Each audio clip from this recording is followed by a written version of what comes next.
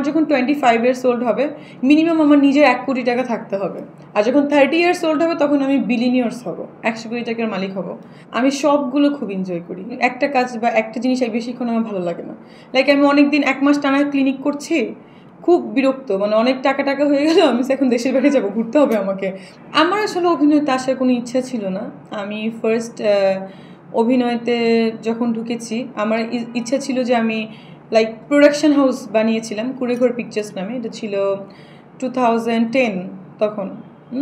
তো আমি না, আমার কাজিন ছিল সজল ভাইয়া, ওর সাথে একসাথে আমি করেছিলাম। তো তখন আমার মনে হলো যে সবাই বলতো যে তুমি কেন অ্যাক্টিং করো না, তুমি তো ভালো করতে পারো, মডেল হও না কেন। তখন সারিকা আপুর, তখন আমি স্কুলে, আমার মনে আছে সারিকা আপুর একটা বাংলা লিঙ্কের অ্যাড হতো, সারিকা আপুকে আমার খুব ভালো লাগতো ওই সময়। তখন মনে হলো হ্যাঁ দেখি করা যায়।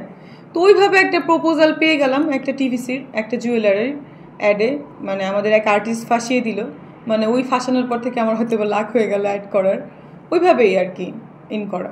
মানে আমি কখনো এটাকে প্রফেশন হিসেবে নিতে চাইনি, বাট এখন আসলে দেখা যাচ্ছে এটাই প্রফেশন হয়ে গেছে।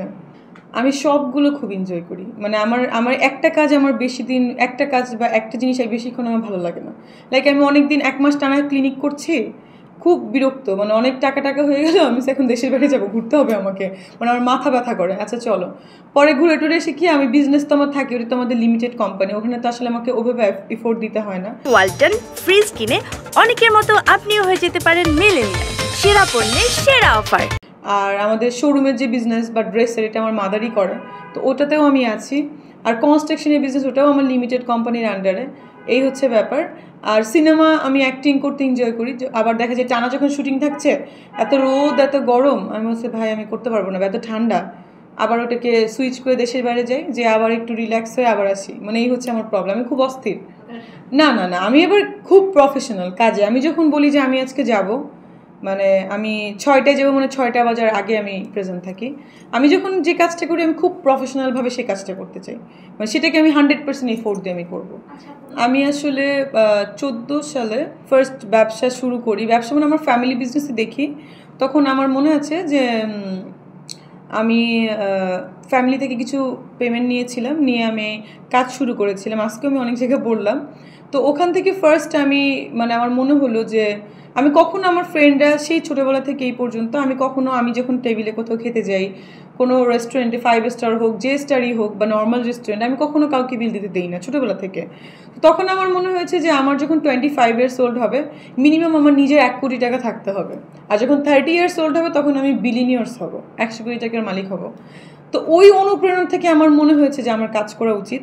কারণ আমি দেশের বাইরে দেখেছি যে সবাই কাজ করে, যারা স্টাডি করছি স্কুলে পড়ে তারাও পাশাপাশি কাজ করে। তো ওইটা থেকে আমার মনে হয়েছে যে আমি কাজ করি, দেখি পারবো না কেন। কারণ আমার মাদার এনজিও আছে, আমার মাদার কাউন্সিলর ছিলেন, আমার ফাদার, আমার ফ্যামিলি পলিটিক্যাল ফ্যামিলি, এমপি আমার আপন চাচাতো ভাই ছিলেন। তো আমার ফাদার হচ্ছে প্রফেসর ছিলেন, এখন কনস্ট্রাকশনে বিজনেস করতো, সেটাই আমি দেখাশোনা করি। তো এটা আসলে সবগুলি ফ্যামিলি বিজনেস, বাট কিছু কিছু ব্যাপার হচ্ছে আমি নিজ থেকে গ্রো আপ করেছি যে আমাকে করতে হবে। আর যখন আমি মেডিকেলেও পড়া শুরু করেছি তার আগ থেকেই ব্যবসা শুরু করেছি, মানে আমার এসএসসির পর থেকে। আমার যখন ক্লাস 7-এ পড়ি মনে আছে, তখন আমার আম্মু তার পেপারসে উঠাতে হয় যে আমাদের তো এনজিও আছে, ওখানে যে ডিরেক্টর হিসেবে আমার নাম লিখেছে। তখন সে আমার এজ দেখলাম অনেক 10 বছর না 15 বছর বাড়িয়ে সে আমার এজ লিখে দিয়েছে, কারণ 18-এর আগে তো হতে পারবো না আমি লিগালি। এই হচ্ছে ব্যাপার। তো ওইখান থেকে আম্মু ইন্সপায়ার করেছে, ফ্যামিলি থেকে ইন্সপায়ার্ড হয়েছে। আমি তো একা, মানে আমার আম্মু বলতো আমি যদি মরে যাই তুই কী করবি, কী হবে, মানে সে আমাকে চেয়েছে যে সবসময় সেলফ ডিপেন্ডেন্ট হতে।